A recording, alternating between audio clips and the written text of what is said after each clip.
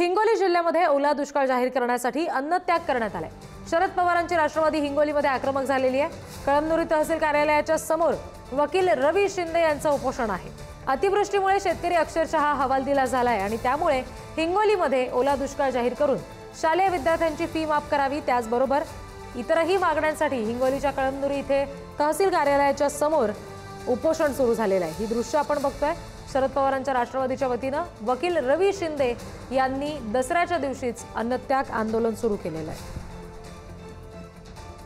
शेतकऱ्यांना फक्त 8,500 रुपये हेक्टरी म्हणजे एकरी 3,500 रुपये मदत केलेली आहे, जाहीर केलेली आहे। आमची राष्ट्रवादी काँग्रेस शरदचंद्र पवार पक्षाची मागणी आहे। शरद पवार साहेबांनी आणि सुप्रिया सुळेताईंनी सांगितलं की एकरी 50,000 रुपये या ठिकाणी शेतकऱ्याला दिले पाहिजे।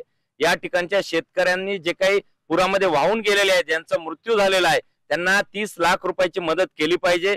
वीज बिल माफ केलं पाहिजे, शेतकऱ्यांचं कर्ज माफ केलं पाहिजे आणि विमा सुद्धा या ठिकाणी शेतकऱ्यांच्या खात्यावर जमा केला पाहिजे। या आमच्या प्रमुख मागण्या आहेत।